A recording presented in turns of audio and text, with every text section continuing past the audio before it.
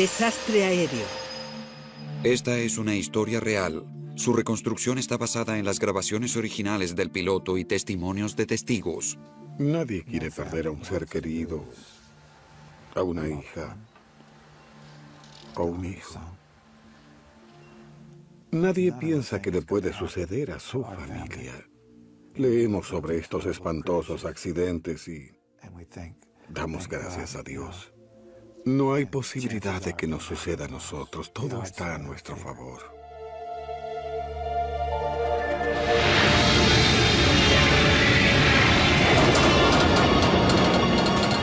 ¿Lo tienes? ¿Lo tienes? Sí. ¿Qué haces? No puedo controlarlo.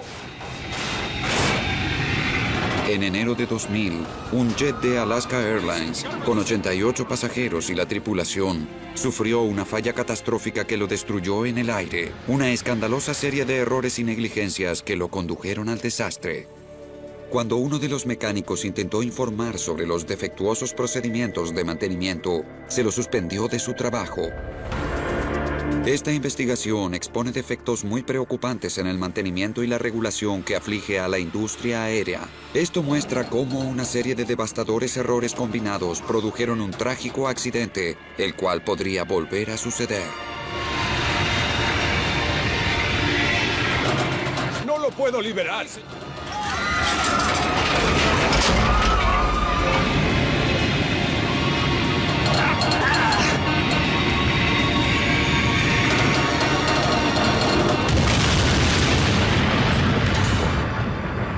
Fallas de mantenimiento.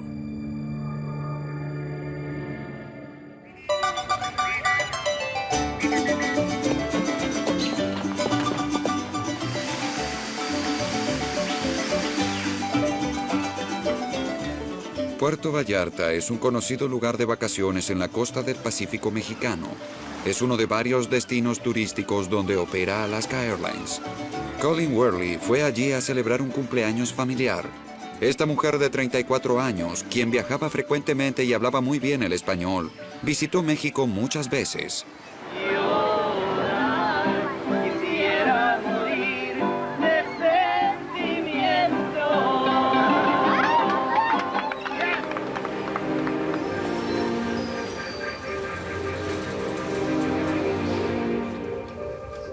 Colin y otros vacacionistas que regresaban de Puerto Vallarta se preparaban para un vuelo de 3 horas y 45 minutos hasta San Francisco.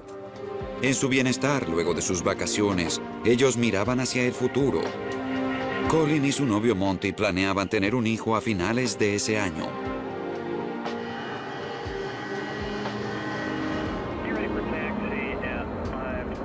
Los pilotos del vuelo 261 eran muy experimentados. Tanto el comandante Ted Thompson como el oficial Bill Tansky tenían miles de horas de vuelo sobre el MD-80. Conocían muy bien el avión. El MD-83 pertenece a una familia exitosa y popular de aviones con motor trasero y que vuelan a baja altura. Originalmente lanzados en 1980, más de 1.100 se fabricaron en todo el mundo. Alerones traseros. Controlado. Alerones delanteros. Controlados. Listos. Pero el 31 de enero de 2000, mientras preparaban el vuelo 261, Thompson y Tansky no tenían idea de que en lo profundo del avión existía una debilidad crucial.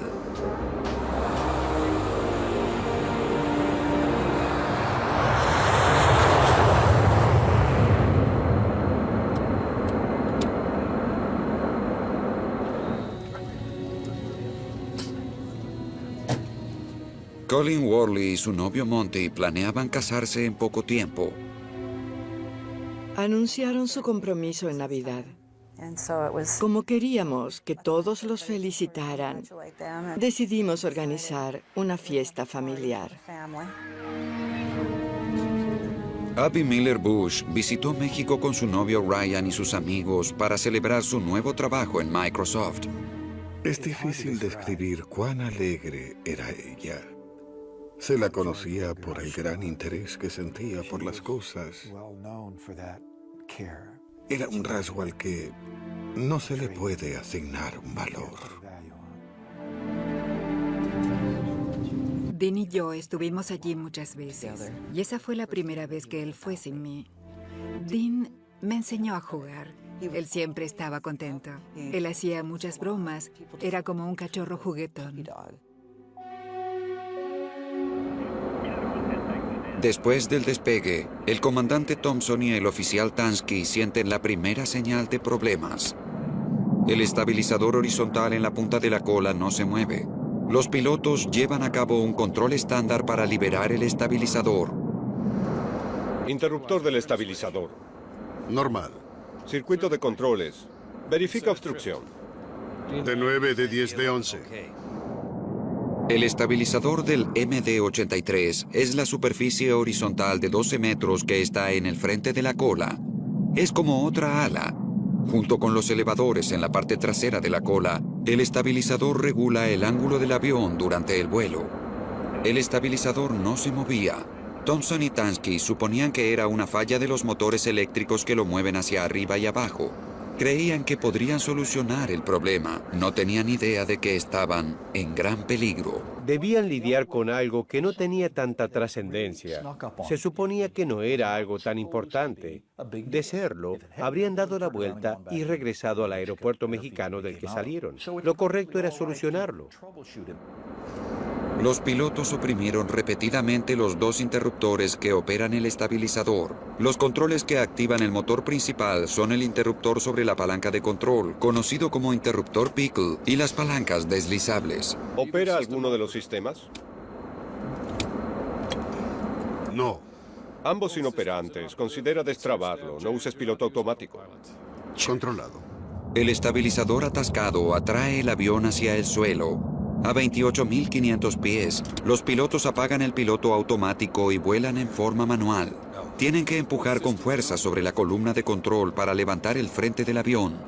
Esto requiere un esfuerzo físico considerable por parte de los pilotos. El avión sube durante los siguientes 7 minutos a una altitud de vuelo de 32.000 pies. Al volar sobre la costa, se contactan con el Departamento de Mantenimiento para pedir asistencia. Mantenimiento, debo saber si se informó recientemente sobre alguna falla en este avión y... si hay algún interruptor desconocido que haga funcionar los motores nuevamente. Recibido, 261. Verifique el historial de su avión durante los últimos 30 días. No se halló nada en el manual de navegación. Yo siempre uso el ejemplo sobre qué puede entender un novato. Si uno intenta hacer funcionar un automóvil y no puede, moverá la llave varias veces y luego lo volverá a intentar. Y yo creo que eso fue lo que la tripulación hizo. Quizá esto funcione, probemos esto otro, hagamos esto. Los pilotos pensaban en qué sucedería al descender para aterrizar. ¿Cómo reaccionaría el avión? ¿Lograrían controlarlo? Pero varios minutos después de pedir ayuda a la torre, no reciben consejos. Al aproximarse el vuelo 261 a la costa de Los Ángeles, los problemas a bordo comienzan a empeorar.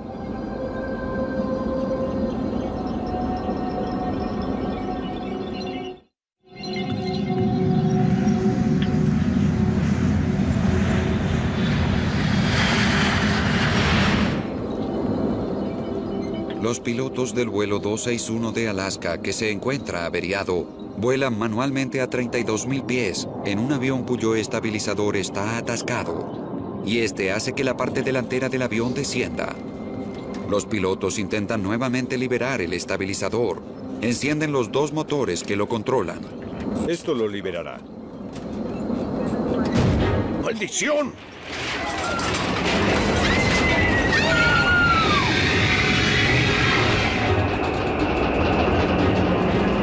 ¡Diablos! ¿Lo tienes? ¿Qué haces? ¡Lo liberé! Desde 31.000 pies de altura, el vuelo 261 cae en picada durante 1 minuto. Los pilotos luchan para controlarlo. ¡Empeoró!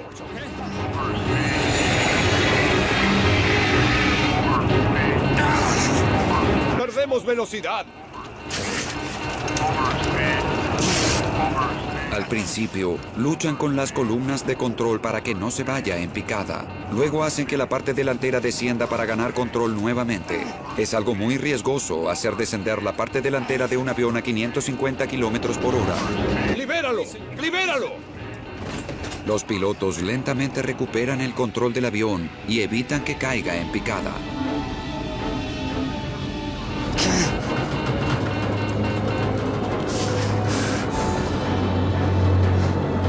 Bajaremos la velocidad. Activa las bombas de alta presión. Muy bien. ¡Ayúdame! ¡Ayúdame! De acuerdo.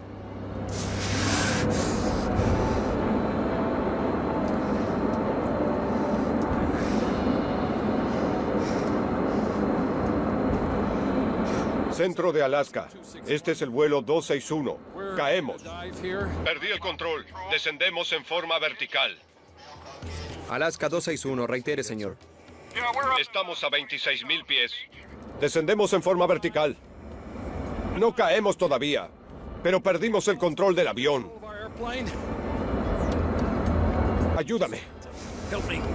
Si reducimos la velocidad, quizás nos estabilicemos. Mantener el nivel de vuelo es difícil. El estabilizador, al estar atascado, hace que la parte delantera del avión descienda. Estamos a 23.7. Lo tenemos bajo control. No está bajo control. De acuerdo. Para contrarrestar la fuerza descendente del estabilizador, los pilotos usan los elevadores, que son paneles móviles en la parte trasera de la cola y están unidos por cables a las columnas de control. Los pilotos empujan con toda su fuerza. El destino del avión depende de la fuerza de sus brazos. Los asustados pasajeros intentan recuperarse del tremendo descenso. Ni se imaginan lo que está por suceder. Los recuerdos de las vacaciones se reemplazan por el temor a morir. Dean era esa clase de persona a la que les gusta hablar con quien esté a su lado. Estoy segura de que le hablaba a la persona que estaba con él en el avión. Estoy segura de que tuvieron una conexión. Colin era única entre mis hijos y le encantaba viajar. Era realmente muy hermosa.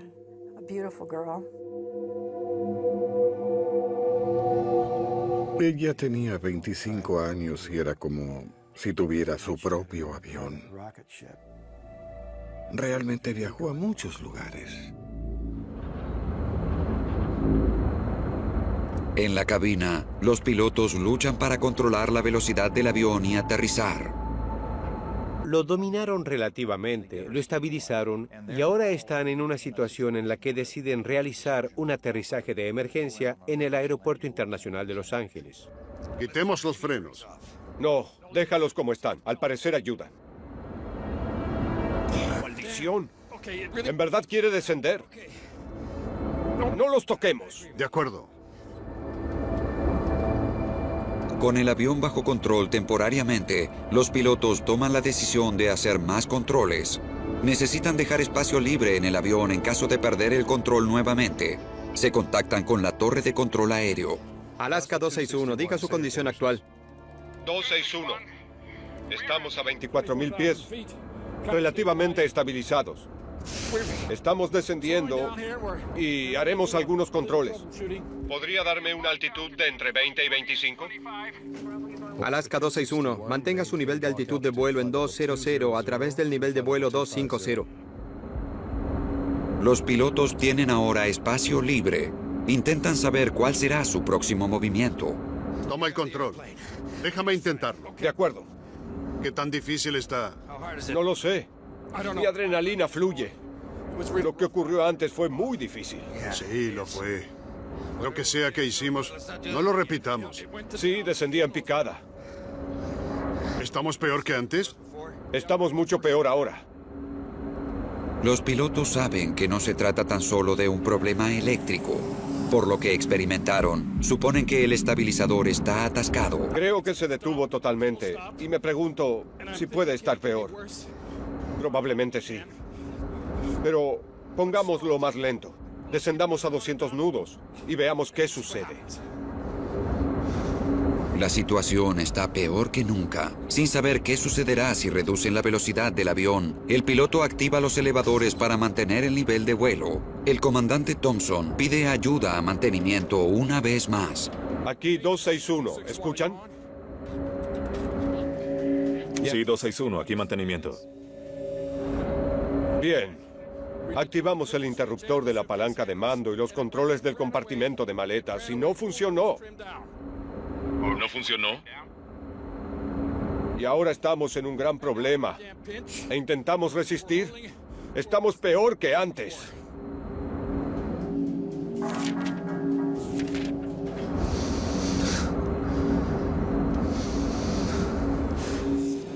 La parte frontal está en descenso y no logran Elevarla. ¿Eso es correcto?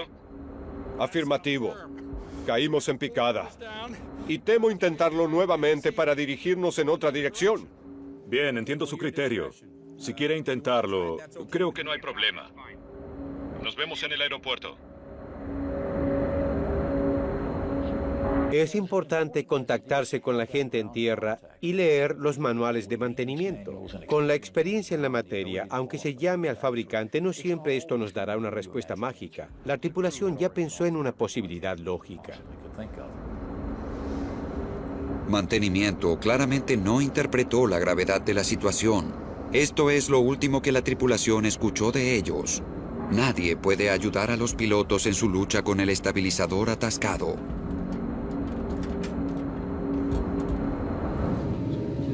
Todos los profesionales intentan tranquilizar a los pasajeros. Nos encontramos en una situación problemática sobre la que trabajamos. Y lo que se observa a la derecha es Los Ángeles. Y allí intentamos dirigirnos. Estamos muy ocupados trabajando en esta situación. No anticipamos grandes problemas una vez que se repare un par de Subsistemas. Pero nos dirigimos a Los Ángeles y les informo que estaremos allí en 20 o 30 minutos.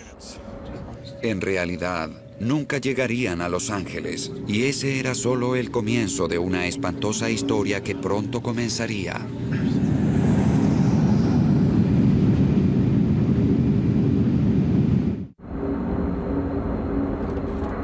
Luego de descender en picada a 8,000 pies, el vuelo de Alaska Airlines se encuentra ahora estable. Los Ángeles, aquí Alaska 261. Estamos en 22.5. Tenemos el estabilizador atascado y nos cuesta mantener la altitud, pero creo que la mantendremos e intentaremos aterrizar en Los Ángeles. Los pilotos piden que los guíen sobre el Océano Pacífico hasta el aeropuerto. Centro, aquí Alaska 261. Necesito descender en 10. Cambien mi configuración. Asegúrense de que pueda controlar el jet. Y quisiera hacerlo aquí sobre la bahía, de ser posible. Si lo peor llegara a suceder, no quieren que mueran personas en tierra, como tampoco dentro del avión. La gente no se da cuenta de que se salvaron muchas vidas gracias a que la tripulación decidió permanecer sobre el agua hasta que todo estuviera bajo control. La tripulación pidió nuevamente a la torre de control que mantuviera despejado el espacio alrededor del avión. Alaska 261, diríjase a 280 y descienda. Manténgase en 1700. 280 a 1700, Alaska 261. Necesitamos el espacio despejado. Alaska 261, recibido.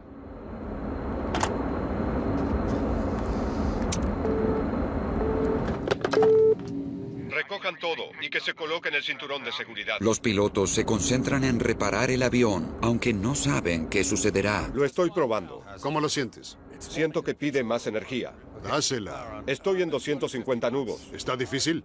En realidad está muy estable así, pero tenemos que descender a 180. Los pilotos intentan reducir la velocidad del avión sin perder el control. Pero al avanzar lentamente para encontrar la solución, cada movimiento que hacen podría tener consecuencias fatales.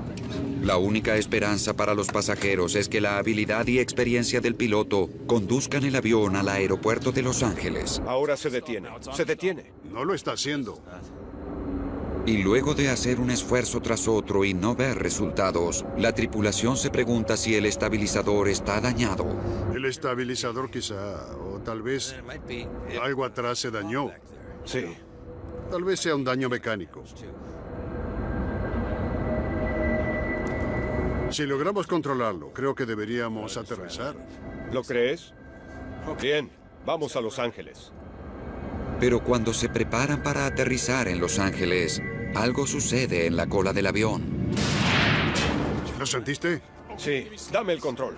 ¿Es esa maldición? ¿Eso fue? Sí.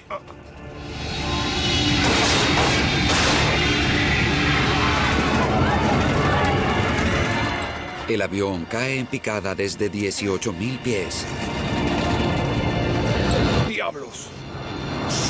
Para evitar choques, el control de Los Ángeles advirtió a los pilotos de aviones cercanos que el vuelo 261 de Alaska tenía dificultades. Estos pilotos se comunican ahora con la torre. Ese avión comenzó a caer en picada.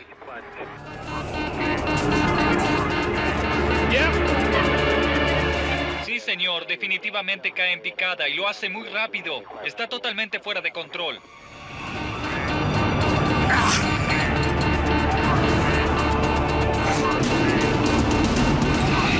El avión está en posición invertida. Sí, señor, en esa posición. Los pilotos no logran tomar los controles. El avión está en posición invertida, pero aún creen que lograrán que se salve de la caída. ¡Auxilio! ¡Presiona y gíralo! ¡Presiona y gíralo! ¡Presiona, maldición! ¡Presiona! ¡Presiona el azul hacia arriba! ¡Hazlo! Intentaron maniobrar el avión en forma invertida. Nunca pensaron que no encontrarían la forma de controlarlo. ¡Intenta! ¡Intento, pero no puedo! ¡Toma la palanca! ¡No puedo! ¡La derecha! ¡Bien! ¡La palanca derecha! El avión se movía de lado a lado, se dio vuelta, giraba. Las personas se estrellaban contra las paredes del avión, se caían de los asientos mientras en la cabina se oían gritos. Durante los últimos minutos, increíblemente espantosos, que les quedaban de vida. ¿Estamos volando? ¡Lo estamos! Diles lo que ocurre. Estamos volando en posición invertida. ¡Eso es lo que ocurre! Y se invirtió de una forma tan violenta que los pilotos colgaban de los cinturones de hombro, pero los pasajeros no los tenían.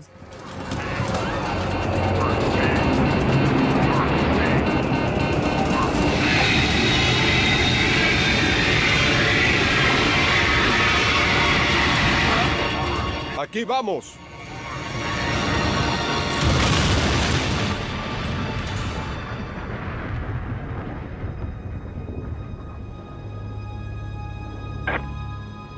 Sí, acaba de desplomarse en el agua. Sí, señor. Se estrelló contra el agua.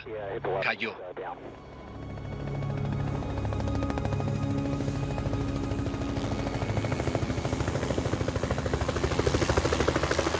Luego de 60 minutos espantosos, el vuelo 261 cayó en el Océano Pacífico a casi 400 kilómetros por hora.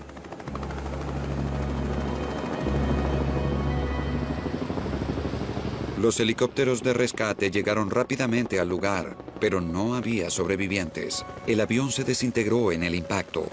88 pasajeros y la tripulación, incluyendo 3 niños, murieron en forma instantánea.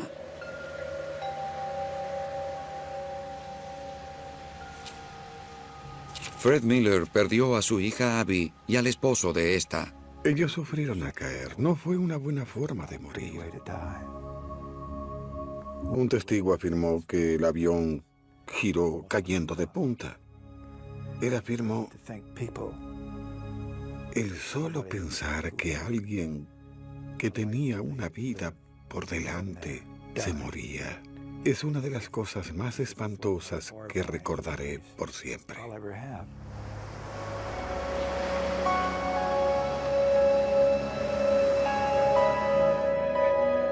Susan da Silva perdió a su marido, Dean. Sé que pasaron por una experiencia extremadamente aterradora. Esas personas sufrieron un final violento. Ningún cuerpo quedó intacto o casi intacto. Y estuvieron conscientes de lo que sucedería antes del hecho.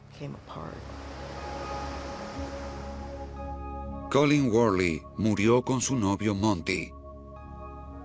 Como madre, sigo esperando Que mi niña regrese a casa. Colin viajó tanto durante su vida que fue muy extraño no volverla a ver llegar a la puerta de su casa. Durante todo este tiempo pensé que algo hizo que eso sucediera y quiero encontrar al responsable.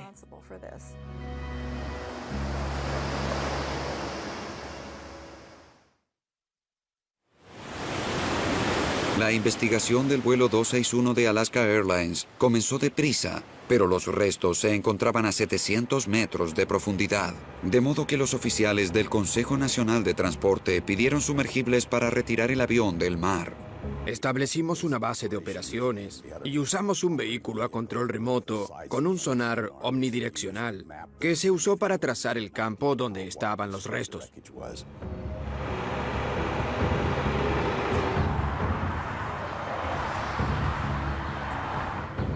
En el Consejo Nacional del Transporte en Washington, la principal preocupación de los investigadores era descubrir qué hizo que el avión cayera.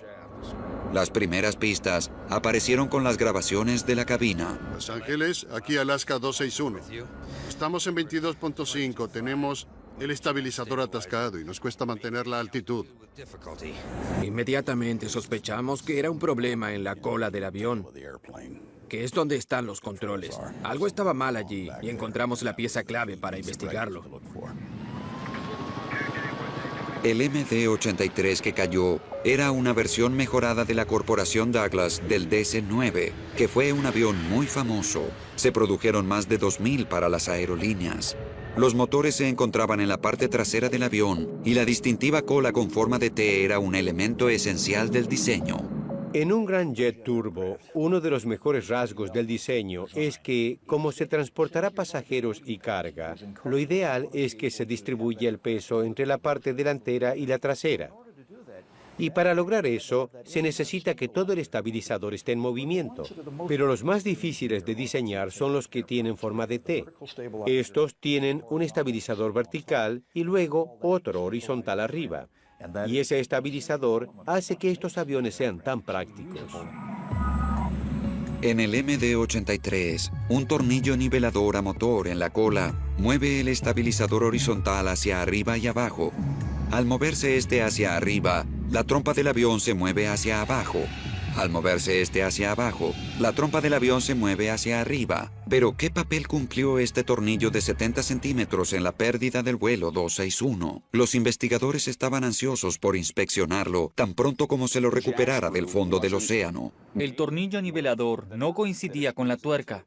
Estaba suelto y la tuerca se encontró en otra pieza de la estructura a pocos centímetros de donde estaba el mismo. Que el tornillo no estuviese junto con la tuerca y que no tuviera una rosca gruesa nos sorprendió. Luego notamos que había una especie de alambre alrededor del tornillo nivelador. Y todas las roscas que se ven aquí desaparecieron, se gastaron. Y los restos de estas se encontraron en el tornillo nivelador. Al no tener rosca la tuerca, el tornillo nivelador no giraba. Era imposible que los pilotos supieran de dónde provenía el problema.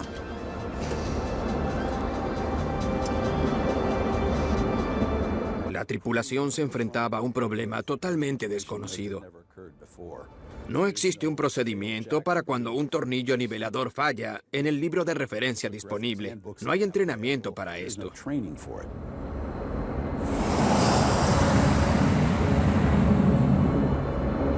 Al atascarse el tornillo nivelador, los pilotos ya no podían regular el estabilizador. Creemos que se debió al hecho de que la rosca de la tuerca se gastó y era muy difícil también para el tornillo nivelador girar con la energía del motor eléctrico. Eso le dio a la tripulación un indicio de que había un problema. La tripulación sabía que había un problema en la cola, pero no sabían qué era. Dos motores controlaban el tornillo nivelador e intentaban que girara, y los intentos de los pilotos de liberar el estabilizador empeoraron la situación. Estamos en 23.7. Lo tenemos bajo control. No está bajo control. Lo que ellos hicieron mal fue intentar que funcionaran los dos motores principales al mismo tiempo. Ese fue el error. Cuando los pilotos encendieron ambos motores, el tornillo nivelador se movió, pero la rosca estaba gastada y solo una tuerca sostenía el tornillo nivelador. Desde este momento, el avión quedó condenado. Esa tuerca final no estaba diseñada para sostener el peso generado en forma aerodinámica por el avión. Usemos el freno. Activa las bombas de alta presión. Bien. Al mirar la situación en retrospectiva, al verla luego en el tiempo, miramos hacia atrás y vemos que ni esta tripulación ni ninguna otra debería jamás alterar el estabilizador ni intentar moverlo hacia adelante y hacia atrás. La tuerca de retención se volvió cada vez más débil. Y finalmente, con la fuerza que recayó sobre la tuerca, esta entonces falló. ¿Lo sientes? Sí, baja los alerones traseros. El tornillo nivelador se deslizó fuera de la tuerca, haciendo que el estabilizador horizontal se moviera más allá de sus límites aerodinámicos. ¡Maldición! ¿Eso fue...? Sí. El estabilizador hizo que el avión descendiera y ahora, totalmente fuera de control, comenzó su caída. Toma la palanca de mando. ¡No logro alcanzarla! ¡Vamos! ¡Inténtalo! La tripulación se esforzó para que el avión no se estrellara contra el agua. Es decir, no dejaron de intentar mientras el avión descendía.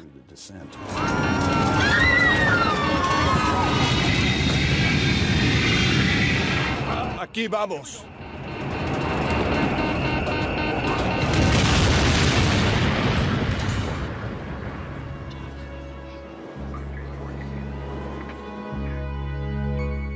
Fue claro para los investigadores que la falla del tornillo nivelador era la única explicación sobre el vuelo irregular y la caída final.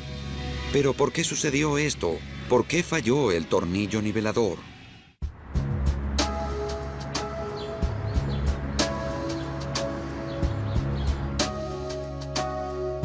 Los investigadores comenzaron a observar cada vez con mayor detenimiento el defectuoso tornillo nivelador del vuelo 261. ¿Qué hizo que fallara? No había lubricación o grasa visible en el área de trabajo del tornillo. Eso fue sorpresivo y extraño.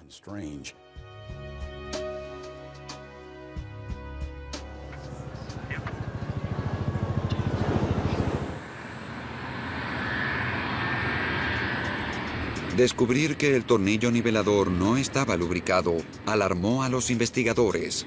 Ellos alertaron a la Administración Federal de Aviación, que ordenó un control inmediato de todos los MD-80 en los Estados Unidos. Realizaron un descubrimiento espeluznante. En 6 de los 34 aviones de la flota de Alaska Airlines, se tuvo que reemplazar el montaje del tornillo nivelador, ya que no pasaron las inspecciones. La falta de lubricante es la responsable. Es lo único que puede hacer que se desgaste de ese modo. Simplemente la falta de lubricante hizo que el tornillo nivelador fallara y se perdieran 88 vidas. ¿Por qué esto sucedió en Alaska Airlines? La atención de los investigadores se dirigió entonces al programa de mantenimiento de la empresa. Lo que vieron fue muy preocupante. Entrevistamos a todos los mecánicos que trabajaban sobre estos aviones. Supimos que se falsificaron documentos y que ciertos trabajos no se realizaron en forma adecuada. Los mecánicos de Alaska dijeron que se los presionaba para mantener los aviones en el aire y que sus supervisores rechazaban sus recomendaciones. Algunos alegaron que en los documentos se hacían alteraciones donde figuraba que el trabajo estaba hecho cuando no era así. Alaska fue durante mucho tiempo una de las empresas aéreas más exitosas de los Estados Unidos, pero a comienzos de 1990, la caída económica comenzó a afectar a esta empresa y respondió con reducción de costos para equilibrar su economía. Alaska Airlines comenzó a usar sus aviones en forma más intensiva incrementó enormemente el promedio diario de uso de su flota. Al estar los aviones en el aire generando dinero, se puso bajo presión el programa de mantenimiento.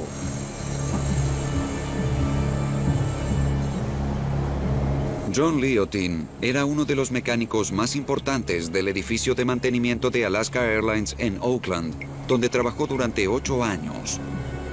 Liotin sintió que las nuevas presiones sobre el mantenimiento ponían la vida de los pasajeros en riesgo y tuvo que pagar muy caro por expresar su preocupación. Le pedimos a un actor que representara sus experiencias, basándonos en sus pruebas bajo juramento frente al Consejo. Liotin afirmó que los aviones regresaban a prestar servicio demasiado rápido. A veces, en vez de esperar a que se reemplazara una pieza o se la reparara, los supervisores hacían que los aviones pasaran los controles y transportaran pasajeros.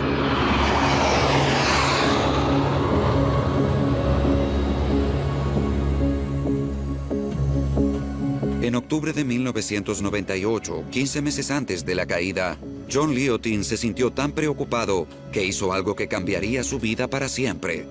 Informó a la Administración Federal de Aviación de los Estados Unidos que Alaska Airlines violó los procedimientos de mantenimiento. Muy pocos en Alaska Airlines mostraron preocupación por el mantenimiento. Debió haber más. Más gente debió escuchar esta advertencia. John Liotin es un héroe para mí. En diciembre de 1999, un año antes del accidente, los oficiales de la FAA y del Departamento de Transportes trataron el caso de Alaska Airlines.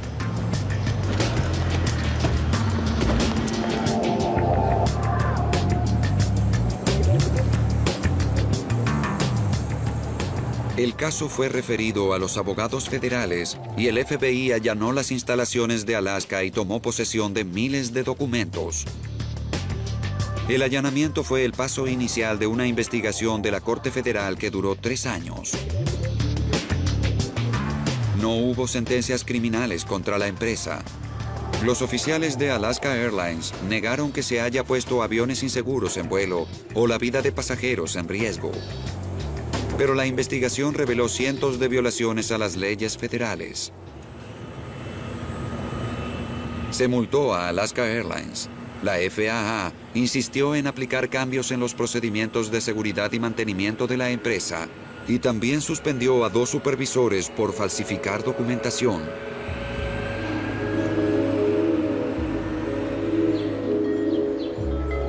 Al igual que otros informantes, John Liotin pagó muy caro su esfuerzo por salvar vidas. Alaska Airlines lo despidió y lo indemnizó, costándole su despido miles de dólares.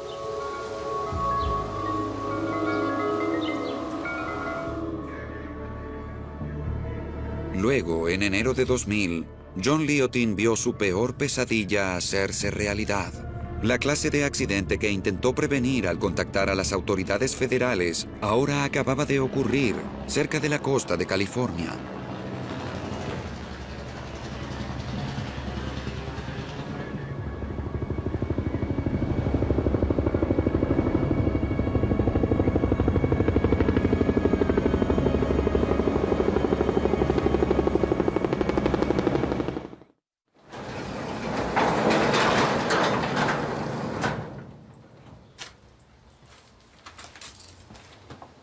Luego de que el vuelo 261 se estrellara, el mecánico John Liotin buscó sus propios documentos de trabajo.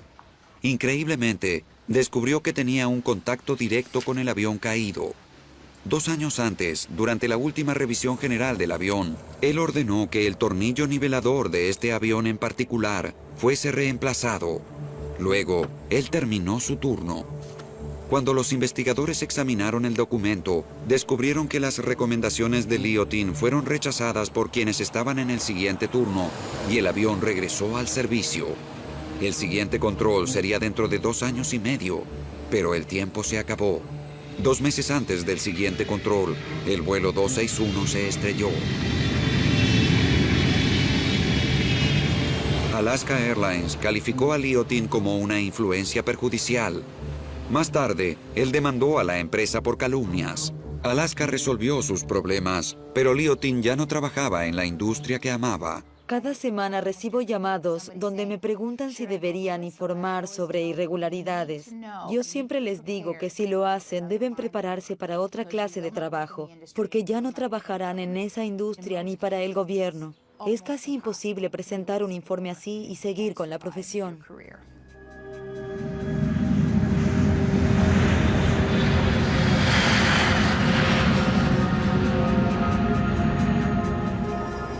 Al continuar los investigadores con su trabajo sobre el vuelo 261, realizaron otro descubrimiento sorprendente sobre la reducción de gastos de Alaska Airlines. Para que los aviones volaran en forma más intensiva, Alaska extendió dramáticamente los intervalos de inspección entre los vuelos. Esto fue significativo, ya que cuando se diseña un avión, cada parte está en un listado en el que figura cuándo se la debe controlar y cuándo se la debe reparar. Se supone que se deben inspeccionar cada cierta cantidad de horas y eso varía de acuerdo a la parte del avión. Hay cosas que se deben revisar luego de cada vuelo, otras cada 2 o 3 días. En 1996, Alaska Airlines extendió los intervalos de las inspecciones de los tornillos niveladores en un 400%. Ahora había 2.500 horas entre cada control. Los extendidos intervalos resultaron fatales para el vuelo 261.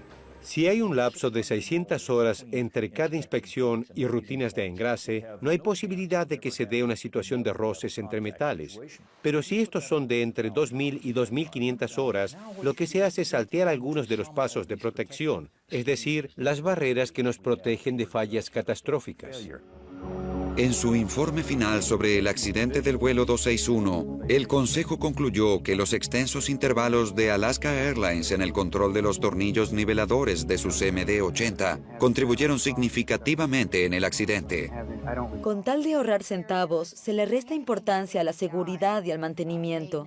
Y lo sorprendente con Alaska Airlines es que se les permitiera extender los intervalos de inspección. Y es muy preocupante, porque es la única manera de tener seguridad.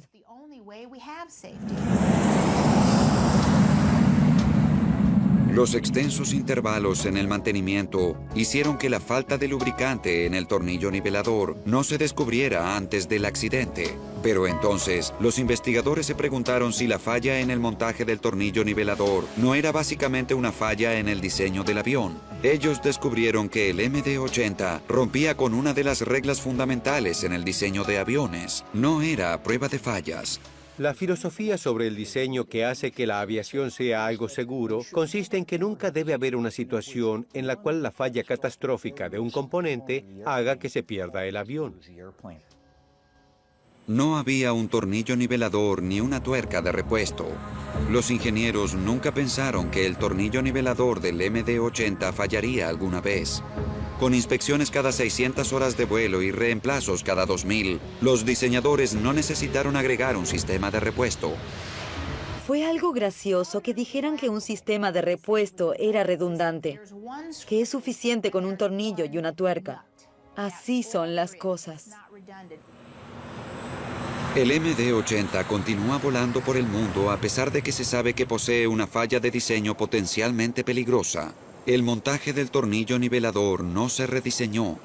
Los intervalos de inspección se redujeron, pero las aerolíneas aún confían en el mismo mantenimiento para prevenir estos accidentes. En su informe final, el Consejo Nacional de Transporte concluyó que el accidente del vuelo 261 se debió a la falta de lubricación adecuada y a los extensos intervalos en los controles. Junto con el diseño del tornillo nivelador, estas fallas condujeron a un accidente totalmente evitable y a la pérdida de 88 vidas.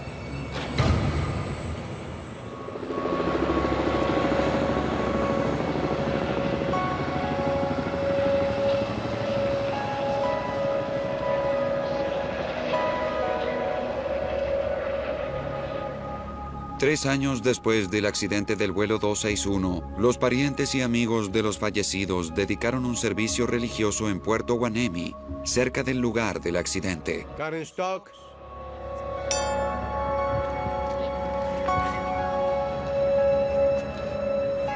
Creo que lo mejor y lo único que podemos decir en nuestra infinita ineptitud por la pérdida de estas vidas es algo que dijimos en muchos otros accidentes a otros familiares tristes, y es que esas muertes no fueron en vano.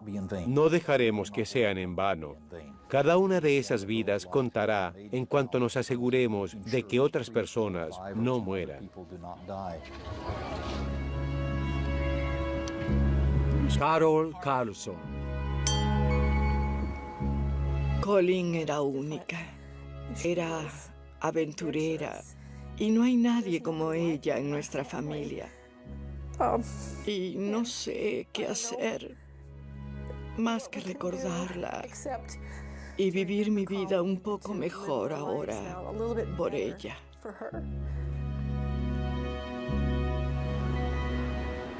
Cuando yo era más joven no usábamos cinturón de seguridad, ni siquiera lo sabían los automóviles. Pero ahora sabemos que debemos usarlos. Antes no sabíamos mucho sobre los cigarrillos y ahora sabemos que no hay que fumarlos. Vean, hay mucho por aprender sobre la seguridad en las aerolíneas. Ryan Bushy. Ya ninguno de nosotros es igual. Es como caminar en una gran tormenta, ola tras ola que se forma y llega hasta nosotros sin interrupción. La pena por la muerte de un niño es algo que no se lo deseo a nadie. Este avión cayó por consecuencia de negligencias. Al parecer es una clase de muerte tremenda. Qué tremendo que es morir para que una aerolínea gane más dinero.